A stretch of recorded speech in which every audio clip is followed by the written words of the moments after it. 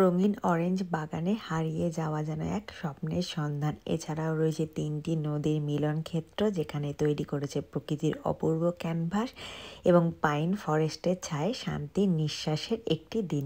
High, আমি প্রাপ্তি। আমার নতুন একটি মিনি ব্লগে আপনাদের সকলকে স্বাগত। দার্জিলিংয়ের মনোরম প্রাকৃতিক সৌন্দর্যের মধ্যে এই পেশক চা বাগান হচ্ছে একটি বিশেষ নাম। আর এইখানে রয়েছে কিন্তু সবুজ চা গাছের সারি আর প্রকৃতির এক অপূর্ব কারুকার্য, এবং এর মধ্যে মিশে রয়েছে এই বিস্ময়কর জায়গা লাভার্স মিট ভিউ পয়েন্ট, যেখানে 3টি নদী এসে মিলিত হয়েছে। দূর থেকে নদীর রূপলি জলধারা একে অপরের সঙ্গে মিশে চারপাশের পাহাড় জঙ্গলের সঙ্গে সেই দৃশ্যকে তৈরি করেছে আরও মনোমুগ্ধকর। দার্জিলিংয়ে কিন্তু বেশ কয়েকটা ভিউ পয়েন্ট থাকে, যেগুলো আপনি কাভার করতে গেলে আপনাকে কিন্তু এখানে প্রাইভেট কার বুকিং করতে হয়। আমরাও সেরকম কিছু পয়েন্ট দেখার জন্য একটা প্রাইভেট কার নিয়ে নিয়েছিলাম, যার প্রথম ডেস্টিনেশন ছিল কিন্তু এই পেশক টি গার্ডেনের লাভার্স মিট পয়েন্ট। আর আমরা এখন পৌঁছে গেছি আমাদের নেক্সট ডেস্টিনেশন, যেটা হলো কিন্তু একটা টি গার্ডেন। আপনি যদি প্রকৃতি, পাহাড়, নদী আর সবুজ বাগান একসঙ্গে পছন্দ করে থাকেন, তাহলে কিন্তু এই পেশক চা বাগান অবশ্যই আপনার ভ্রমণ লিস্টে থাকা উচিত। এবং এখানে আমরা অনেক কিছু জিনিস একসাথে আজকে করব, যেমন ধরুন এই চা বাগানের মধ্যে দিয়ে হেঁটে বেড়ানো, আর এছাড়াও রয়েছে ছবি তোলা এবং চা বাগানের তাজা সুবাসে নিজেকে পুনরায় ফিরে পাওয়ার গল্প। তবে চা বাগানে আসার পর এখানকার যে লোকাল মানুষজন থাকে তাদের মতো সাজার খুব শখ ছিল, তাই এখানে আমি এদের থেকে কিন্তু ড্রেস ভাড়া করে নিয়েছিলাম। ড্রেসগুলো কিন্তু রেন্টে কিছুক্ষণের জন্য ওরাই দিয়ে দেয়, আর ওরাই কিন্তু সাজিয়ে দেয়। আর তারপরে আপনি এরকম সুন্দর একটা ড্রেস পরে চা বাগানের মধ্যে দিয়ে যত খুশি ফটোশ্যুট করতে পারেন।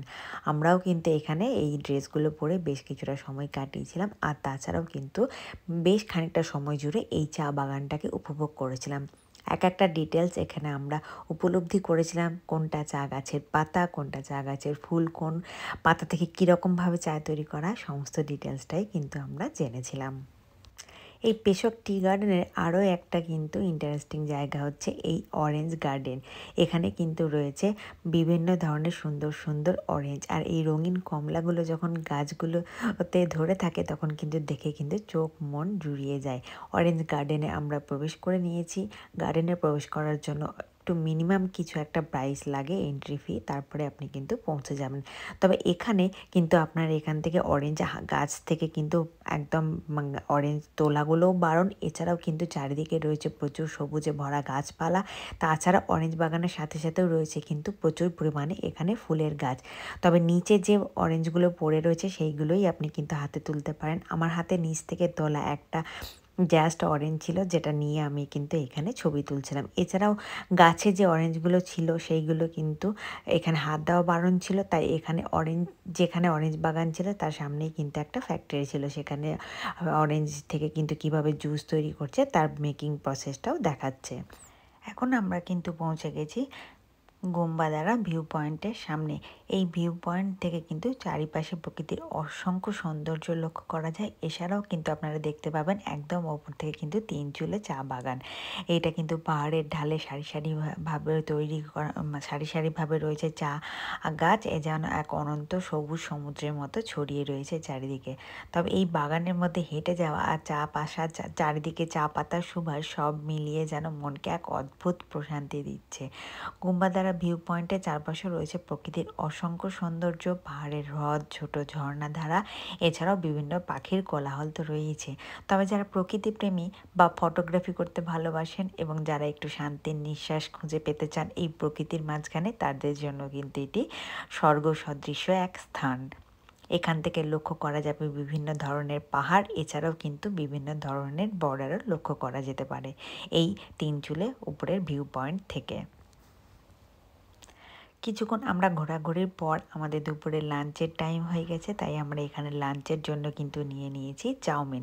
পাহাড়ে এসে চাউমিন বা মোমো খাবো না তা কী করে হয়, তাই এখানে কিন্তু পাহাড়ি খাবার হিসেবে আমরা চাউমিনটাকেই বেছে নিয়েছি একদিনের জন্য, কেন বেশিরভাগ সময় আমরা মোমো খেয়ে নিয়েছি। আর তারপরে আমরা কিন্তু পৌঁছে গেছি এখানে লামাহাটা ইকো পার্ক, যেটা কিন্তু পাইন বন নামেও পরিচিত। এই লামহাট ইকো পার্কে আপনাকে ঢুকতে গেলেও কিন্তু এখানে একটা টিকিট কাটতে হবে। টিকিটের এখানকার প্রবেশ মূল্য হচ্ছে মাত্র 20 রুপিস। তবে এখানকার এই পাহাড়ি সৌন্দর্যের ভাণ্ডার হলো কিন্তু এই লামাহাটা ইকো পার্ক। এটা প্রায় সমুদ্রপৃষ্ঠ থেকে 5700 ফুট উচ্চতায় অবস্থিত। তবে এটা কিন্তু একদম শান্তপ্রেমী মানুষদের জন্য আদর্শ এক জায়গা। এই ইকো পার্কের মধ্যেই রয়েছে কিন্তু তার নামের বৈশিষ্ট্য, যা কিন্তু আপনাকে প্রকৃতির সঙ্গে মানুষের এক অটুট বন্ধন তৈরি করে। এখানকার পাহাড়, পাইন গাছ, ফুলের বাগান আর নিরিবিলি পরিবেশ কিন্তু মনকে অদ্ভুত প্রশান্তি দেয়।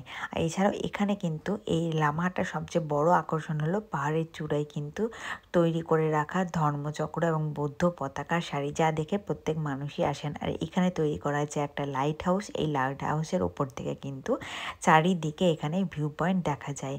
তবে এই কাঞ্চনজঙ্ঘার শিখরও কিন্তু এখানে চোখে পড়বে। তাছাড়াও এই লামাহাটের এখানে রয়েছে, তৈরি করা হয়েছে এক সুন্দর কৃত্রিম হ্রদ, যাকে কিন্তু স্থানীয় মানুষজন বলে থাকে লামাহাটা লেক। তবে এই লামাহাটা পার্ক থেকে লামাহাটা লেকের দিকে যেতে গেলে আপনাকে কিন্তু অনেকটা পরিমাণে এখানে হাইকিং করতে হবে। আর যেহেতু বুঝতেই পারছেন এটা পাহাড়ি জায়গা, তাই কিন্তু পাইন বনের মধ্যে দিয়ে প্রায় 1 থেকে 1.5 ঘন্টা মতো আপনাকে হেঁটে হেঁটে পৌঁছতে হবে। যেখানে আপনারা যেতে যেতে পার্কের ভেতরে দেখতে পাবেন তৈরি করা হয়েছে বিভিন্ন ধরনের ফুলের বাগান, আর তাছাড়াও কিন্তু রয়েছে ক্যাকটাস গার্ডেন। এই সমস্ত কিছু পেরিয়ে আপনি কিন্তু ফাইনালি পৌঁছবেন এখানে যে তৈরি করা হয়েছে লেক, সেই লেকের সামনে। লেকের এই শান্ত জল এবং তার চারপাশে রয়েছে পাইন গাছ, বৌদ্ধ পতাকা এবং পাহাড়ের প্রতিফলন, সমস্ত কিছুকে একসঙ্গে জড়িয়ে রেখে যা কিন্তু এখানকার দৃশ্যকে ফুটিয়ে তুলেছে একদম মনোমুগ্ধকর। লেকের চারপাশে হেঁটে চলার জন্য তৈরি করা হয়েছে সুন্দর পথ। এছাড়াও রয়েছে কিন্তু বসার জন্য বেঞ্চও তৈরি করা হয়েছে। তবে আপনি যদি চারপাশে প্রাকৃতিক সৌন্দর্য উপভোগ করতে চান, তাহলে কিন্তু এটি একটি আদর্শ স্থান। তবে এই পাইন বনের মধ্যে যখন সূর্যাস্ত হবে, তখন সূর্যাস্তের এই আভা কিরণ এসে যখন জঙ্গলের মধ্যে দিয়ে পড়বে, তার দৃশ্যটা কিন্তু সত্যি অবর্ণনীয়। এই সুন্দর একটা দৃশ্য কাটিয়ে আমরা কিন্তু আবার যে পথে পৌঁছেছিলাম লেকের মধ্যে, সেই পথেই আবার ফিরে আসলাম। আবার মেন পার্কের মধ্যে চলে এসেছি। এখান থেকেই কিন্তু আমরা বাড়ি ফিরব। এই পুরো পার্কটা কিন্তু অনেক বিস্তীর্ণ এলাকা জুড়ে তৈরি করা হয়েছে। শুধুমাত্র এটা একটা ভিজুয়াল সৌন্দর্য নয়, প্রকৃতির সঙ্গে শান্তিপূর্ণ সংযোগ স্থাপনের এক চমৎকার উপায়। আজকের সুন্দর যাত্রা এখানেই শেষ হলো। সাথে রয়ে গেল ইকো পার্কের শান্তি, সবুজ প্রাকৃতিক সৌন্দর্য, চা বাগানের অপরূপ দৃশ্য। Follow for more updates. By.